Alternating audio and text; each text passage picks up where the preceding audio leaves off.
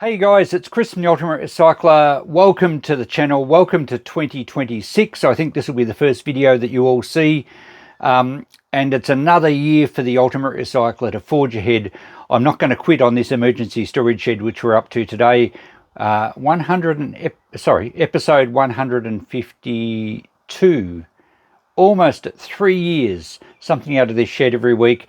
Someone asked me, I think it was Dee, asked me in a recent video, what are you going to do when this one's finished? Well, I'm going to set this up as a workshop, but I think she was meaning, have you run out of stuff? Well, I do have other sheds. I do have a carport. I do have a shed behind the shop.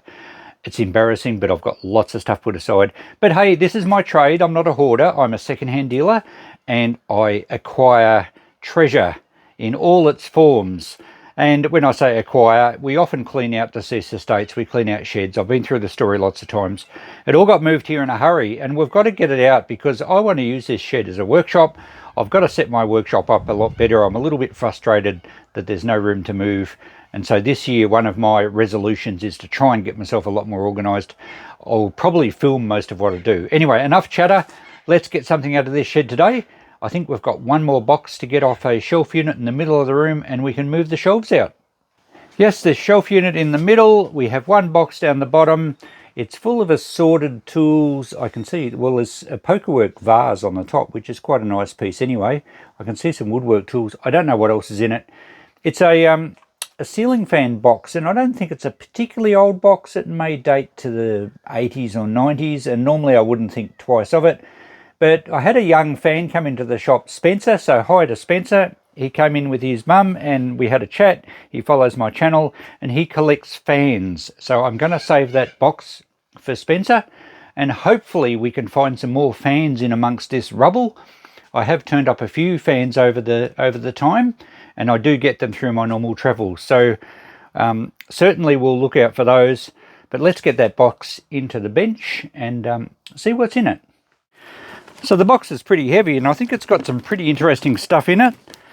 So I was going to say with young Spencer calling in, it's great to have people call in the shop that watch the channel. It's nice to see young guys. I think Spencer was only about 13. Great to see them interested in repairing things, in collecting and in stopping stuff going into the waste. So that's really good. We love it when people call in. Christine has a lot of her subscribers drop in from time to time and it's always good meeting people. So if you're in the area, I think I mentioned this in the last video, drop in and say hi. Let's get into this box and see what we can find. Okay, well, a timber vase, a pokerwork vase. This is a really nice one. So it was popular in the early 1900s. A lot of the stuff from, say, the 20s or 30s. That's got a really nice scene there. I'm not sure if you can see it through the camera. I might have to give this a bit of an oil. It'll bring the colour out better. It's got a lot of nice decoration around it. It is a fairly solid piece of timber. And they usually had a metal insert. Otherwise, the wood will soak up water. If you want to use it as a vase, it must have an insert in it. And I'm not sure if they were actually turned on a lathe and then decorated with a hot poker, something like that. But that's a really nice piece. And I think that's at least a $50 item, maybe better. So we'll clean it up and see how it looks. What else have we got in here? Well, this was a woodworking tool I could see. It's a classic old drill brace or a brace and bit. Very simple one. It's not the ratchet fitting. It's just basically a clamp. These are the drill bits that have the square ends on them. So not worth a great deal, more just a decorative item. People collect them to hang up in their sheds. I'd probably get $10 for that with the drill bit. So that's all right. A little bit of new stuff. It's just a little pad bolt and keeper. So a couple of dollars or so there. Here's an extremely heavy cast iron pulley. Don't know what that's off. It's almost like a wheel on an old safe, but it's got a V in it, so it's certainly a pulley. Too heavy to be like a sash window. Not sure what that would have been. I don't know if there's more of them.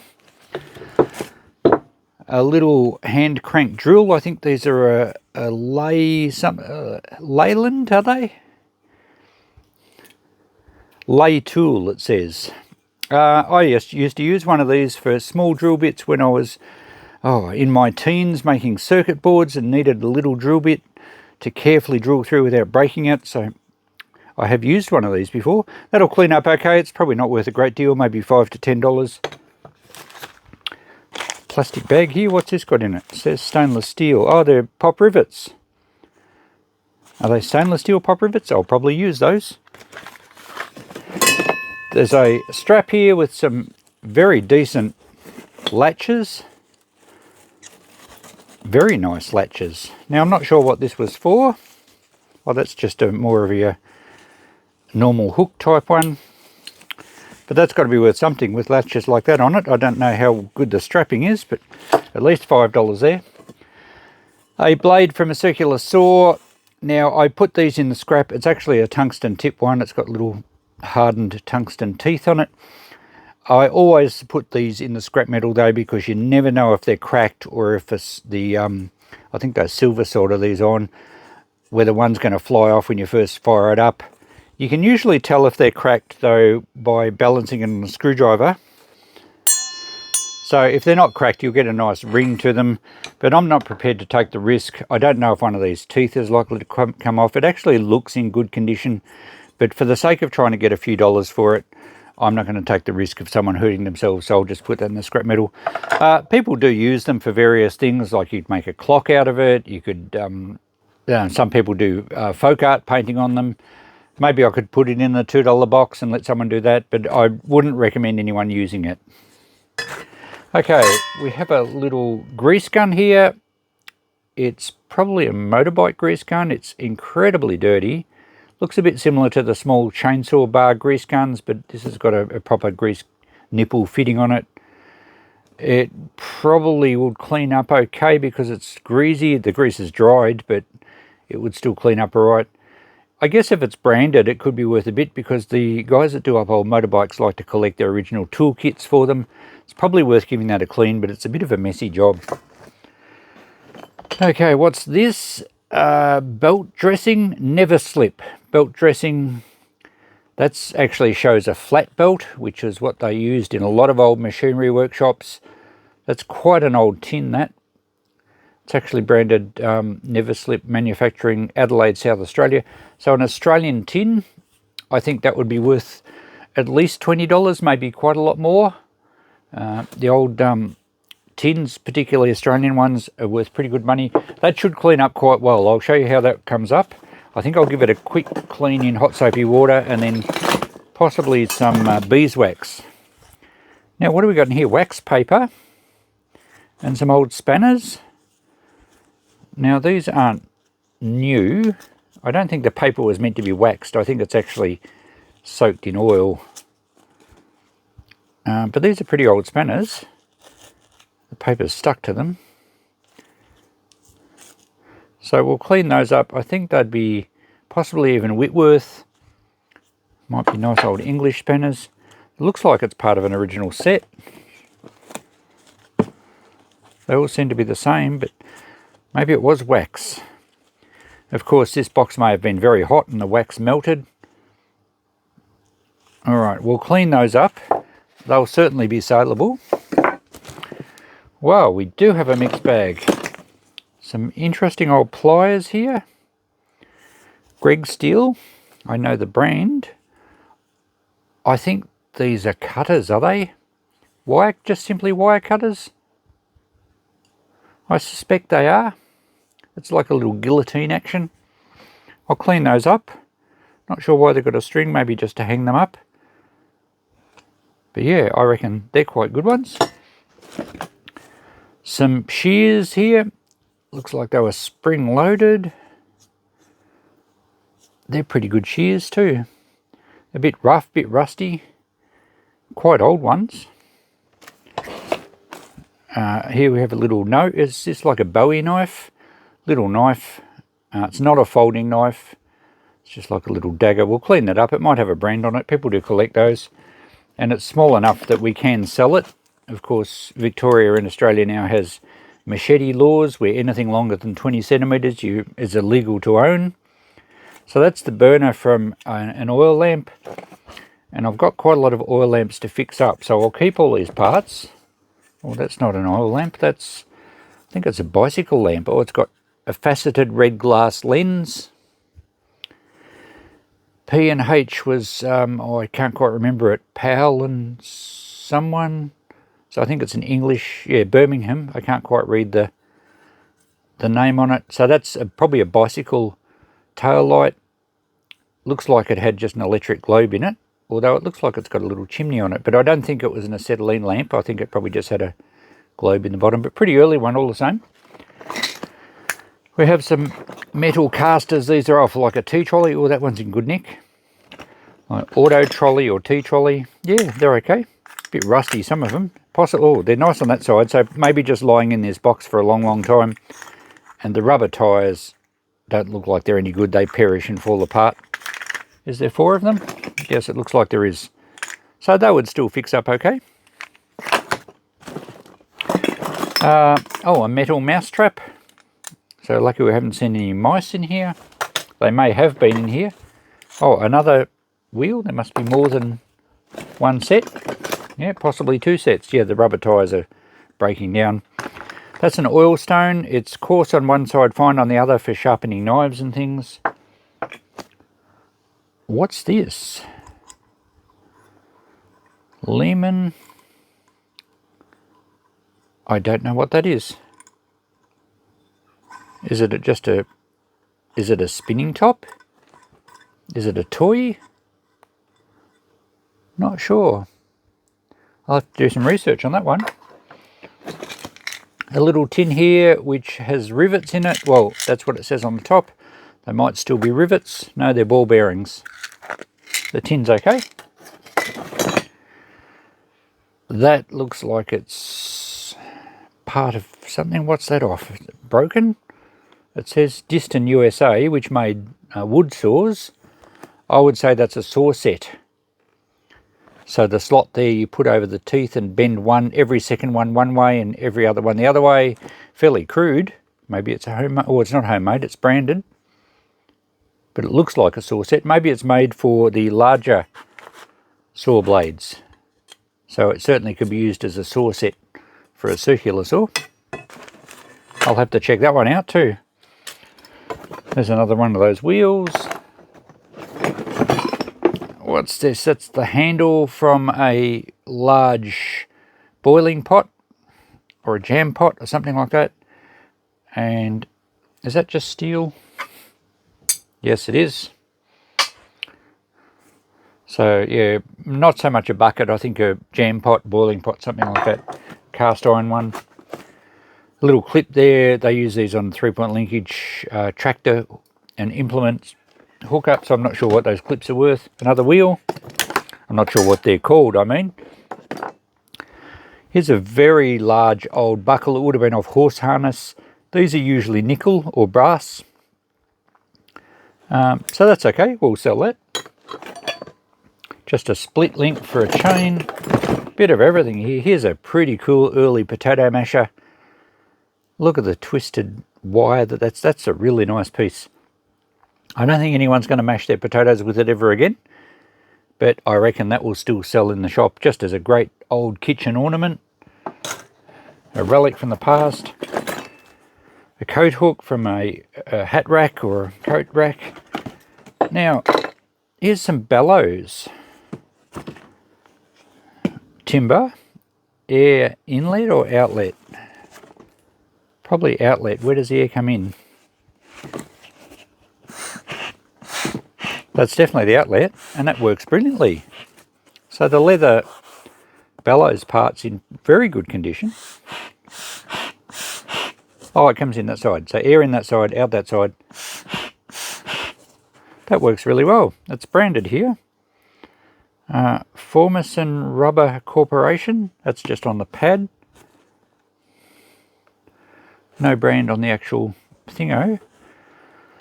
So it's got feet there, so it obviously goes on the floor. I suspect it may have been for getting your fire started with maybe a hose, and you could just put one foot on this and give it a pump and force the air at the hose. Not sure. I don't think it's good enough to blow up a bicycle tyre. Really cool piece. I'm amazed that works so well. Don't know what it's worth, but we're going to get a bit for that. All right, lots of little bits and pieces in the bottom of this box. well, it's an S hook. It actually looks hand forged, and I'm not sure if it's anything other than a decorative hook, maybe for hanging up a carcass when you're butchering. It's got a number on it, number 9. Don't know. Let me know if you know any more about that than what I do. A wooden file handle, another one, another little caster, probably off a table, that one. A different coat hook, that's a nice style one, early 1900s. Another one of those wheels. Another split link for a chain. That's a flame spreader from a little camping stove, or even an Aladdin lamp, and they sell quite well. A wooden stopper from an internal thread lemonade bottle, and that's branded Marchants on the top. So that's pretty early 1900s, internal thread bottle. Little spanner there, needs a clean up. A control knob of something.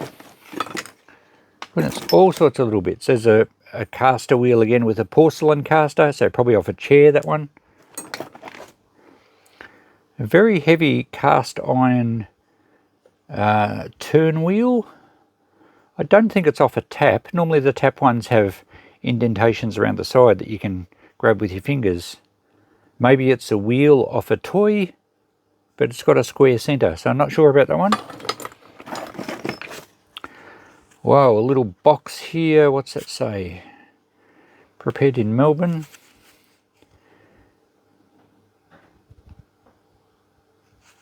Pin up out of strong. Oh, I think this. Oh, it's a fly catcher. This is one of those sticky papers that you pull out and all the flies stick to it. I don't think I'll open that in case it's still sticky. That's a glass lens from a parking light on an old car or a truck. French chalk. Little container of French chalk. I think they used this when you were repairing bicycle tubes and car tubes. Not exactly sure what the chalk was for. Maybe just to mark where the puncture was after you put it in water. A nice old shaver, probably a Gillette one. That'll clean up okay. Some little Schrader valve cores. They're the actual valves from your tyre or your bicycle or your car, or the older style ones where the valves screw into the stem. I can't open that at the moment. It feels like it's got some in there. So that'll sell. We'll get a fair bit of value out of this box. It's going to take me a while to price it all. Another old caster here. That's possibly off a bed, that one, I would say. Oh, a little clockwork. Probably looks like a train by the look of the wheels. So a clockwork train engine. And it doesn't even look like the spring's broken. Will it drive?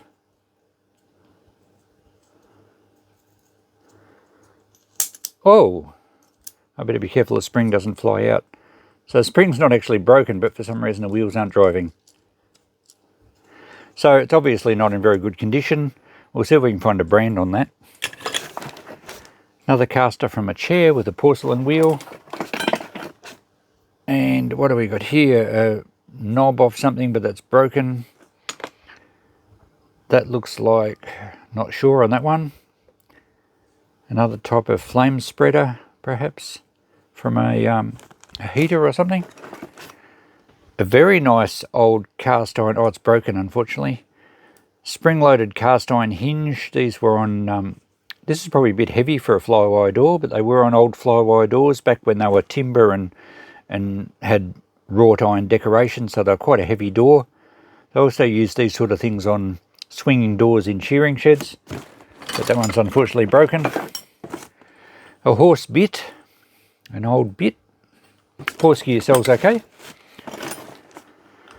That's a handle from a large scythe, you know, similar to what the Grim Reaper holds. So you've got a handle halfway down the scythe and you sort of swish it around for harvesting your crops. So that's the handle from one of those. A little wheel here with little, is that a leatherworking tool?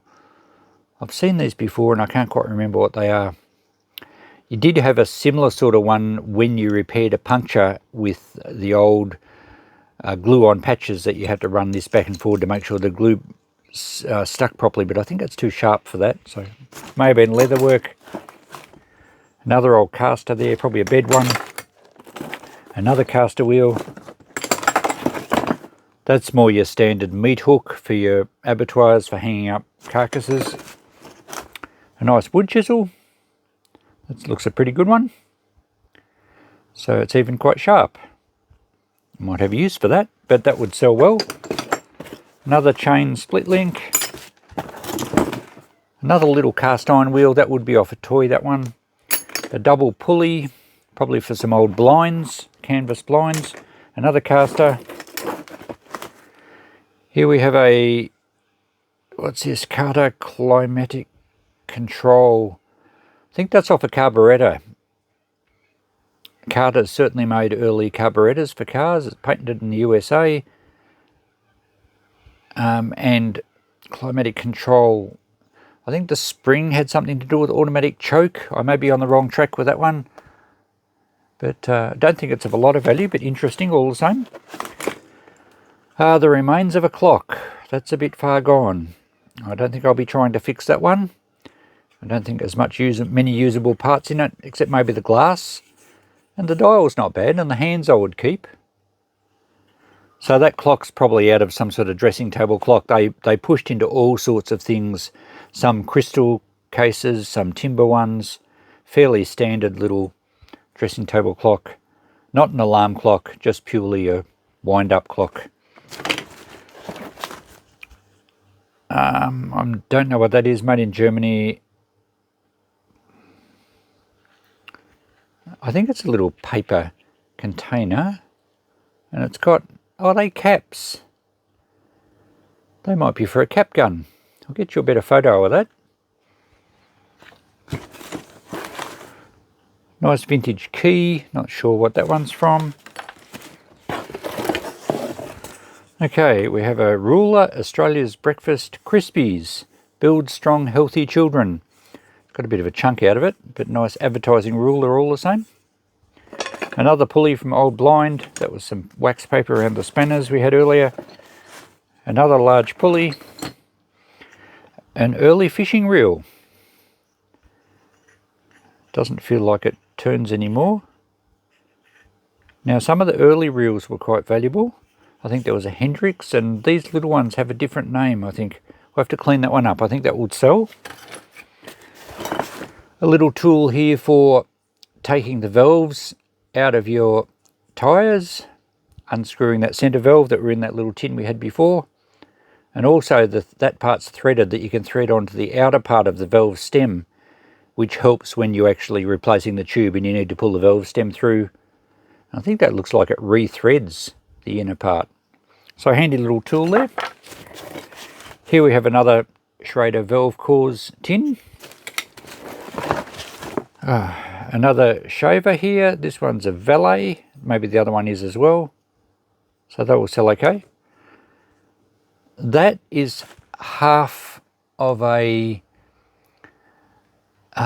there was another half and a spring-loaded wire thingo, and it would go around the base of a lamp, a pressure lamp, and you would soak this in metho and light it, and it would preheat the pressure lamp before you actually lit it. So that's only half of it. Don't think the other half's here. There's another wheel, but it's different to the other wheels. Looks like an airline valve. That's the little worm screw out of a shifting spanner. I'll keep that because I find spanners missing that sometimes. A radio knob, nice early Bakelite radio knob.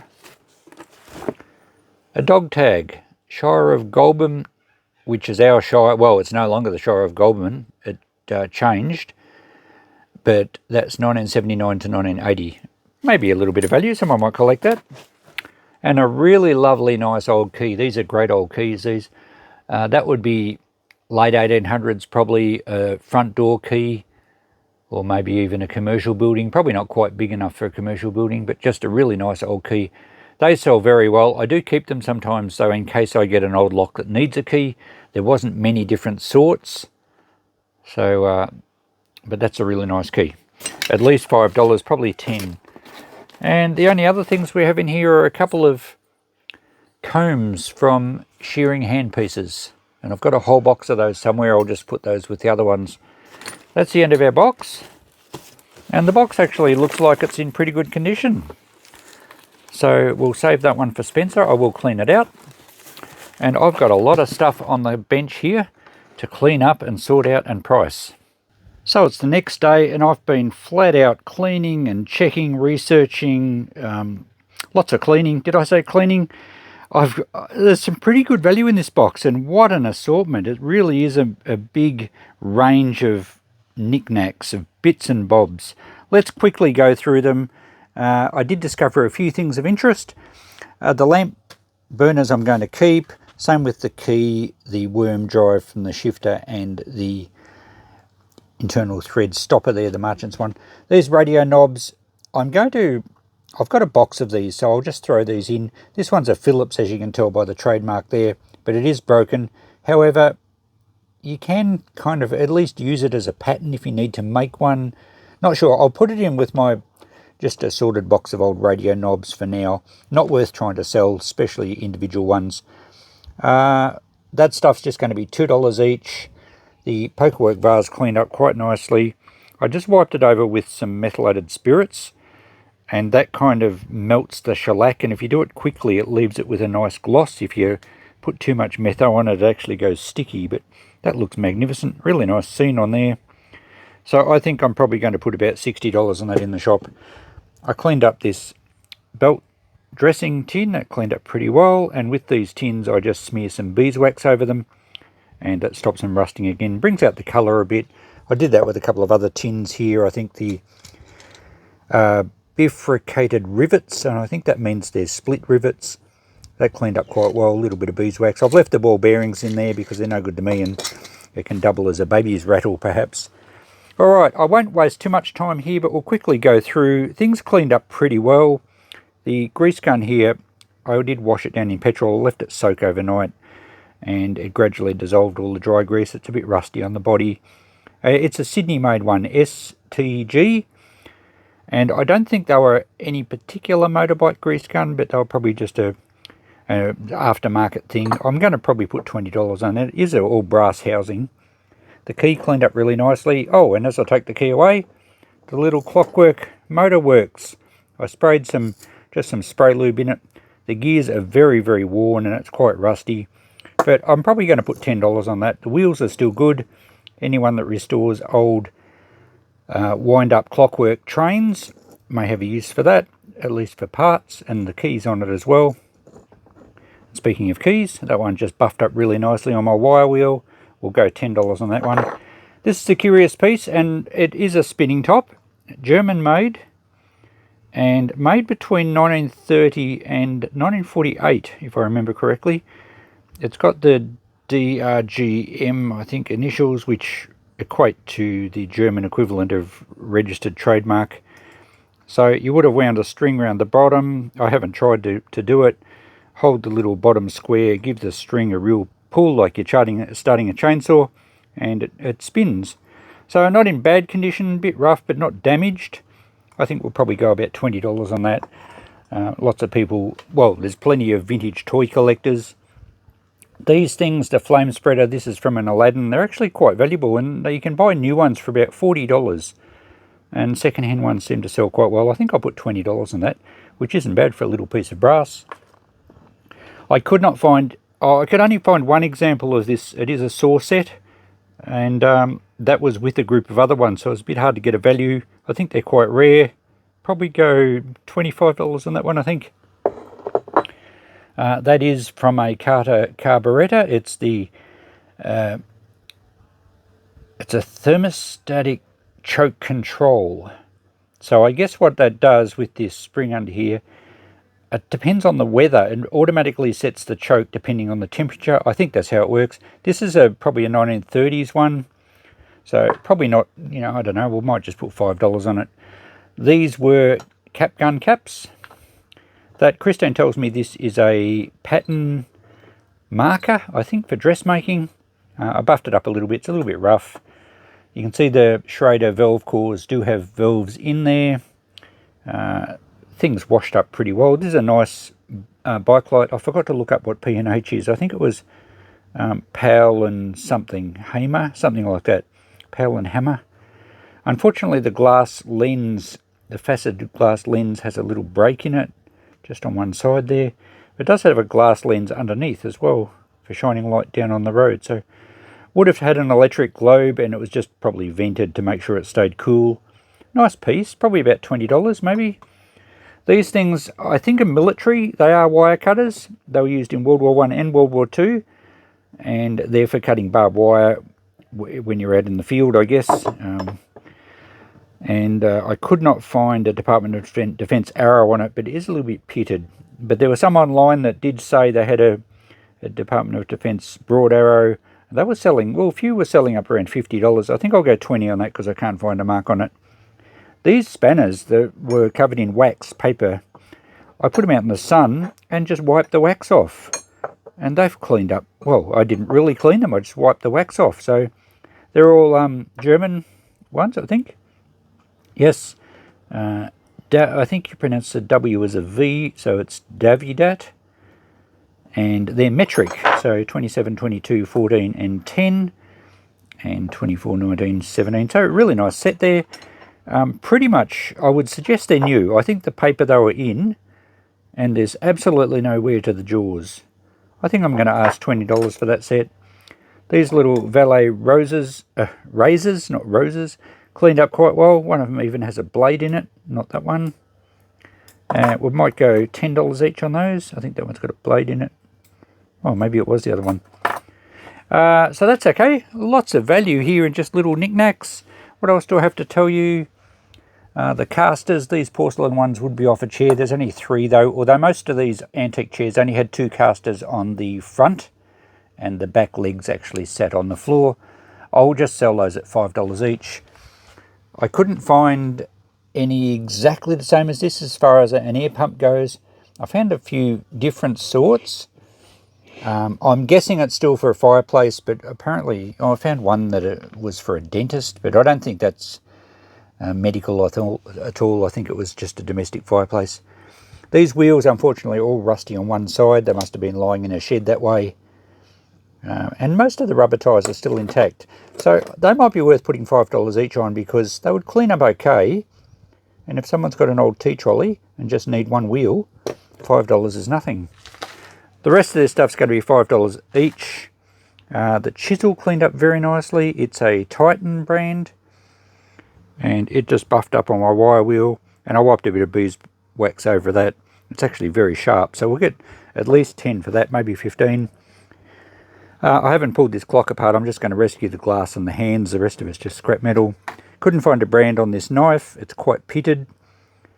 But, and it looks like someone's ground it at top and bottom. I'm not sure. Maybe that's just been shaped. Maybe someone made a blade for it and never finished it. Won't be much value there. The potato masher cleaned up pretty well. I got all the rusty stuff off the wire. I don't think you'd necessarily mash your spuds with it, but it's a pretty cool vintage Kitchenware piece. And the pulleys, all the other bits and pieces. It's going to add up to quite a bit, so that's enough talking and looking around. You've seen it all. I think I've showed you everything. And I may as well go and write up the notepad, and we'll see what it adds up to. Just before we get to the notepad, there was something I'd forgotten. This little fishing reel. Now, it is a Hendrix. I guessed it Hendrix, and you can see it's, I think you'll be able to see it's stamped on the base there.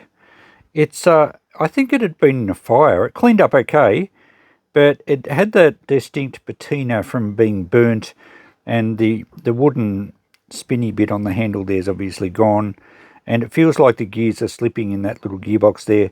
It possibly could be fixed. It's not in bad condition, but it's certainly not usable, obviously, because the gearbox has got issues. But yeah, that's a cute little vintage brass Hendrix fishing reel. I think they're a fly fishing reel. So that's something I've added to the list as well. This is the only item I really haven't been able to identify. It looks familiar to me, but I can't work out what it would be. I kind of had a hunch it was a just an air inlet for a small carburetor on a motorbike or something, but I don't think that's the case, because normally they are more of a bell shape that goes larger out at the front and the filter's there. So I don't know. I tried AI and Google Images, didn't have much luck. I wasn't going to waste too much time on it because I don't think it's overly valuable. But I'm pretty pleased with my guesswork on all this, and we identified pretty much everything. Oh, the little, I didn't write down a price for these, but these combs from a shearing handpiece, I just cleaned them up to see what brand they were. That one's a Cooper Master Bevel. The other one's a Cooper too, I think. What does that say? Cooper Bristow, I think. Yeah. Look, some people collect these. That's obviously got a broken tooth on it. I'll throw them in with a box of other ones I've got, so I didn't write down anything for those. Also, I didn't write down anything for these cast iron wheels because I've got a box of those, and I'll sell them as a box lot down the track in the shop. Anyway, let's get to the notepad. What do you think it added up to? Well, here we go. Page 1. I'm not going to go through it everything. I think I've pretty well priced it as I discussed throughout the video. $335 for page 1. Page 2 brings us to a total of $610, and there was only one more item, the large key, for $10. So $620 worth of stuff out of one smallish box from my emergency storage shed. And I did not allow either for the little bits and pieces over here that I'm just going in the $2 box. And I think also I allowed 6 casters. That one will probably be in the $2 box. It's just a pressed metal one. But the others are either brass or porcelain. So a lot of stuff will be, it'll sit in the shop for a while, but it makes the shop interesting.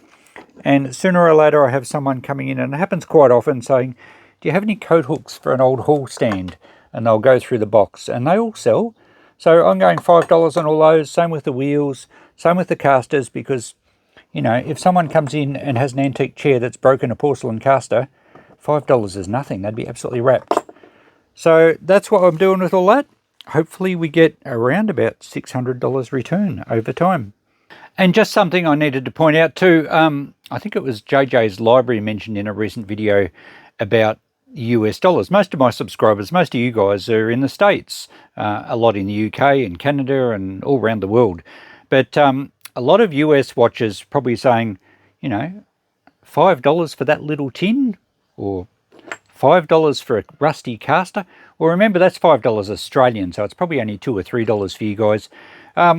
But I have no troubles getting that. $5 isn't even a cup of coffee at a cafe these days. And as you can see, multiplication works, the power of lots of stuff. So only a small box, as I mentioned, potentially a very good return. Some really interesting stuff for the shop. And my shed corner in the shop is a little bit understocked after the last week, so it'd be good to get some stuff back in there. Thanks for watching, guys. We'll catch you in the next video. Bye for now.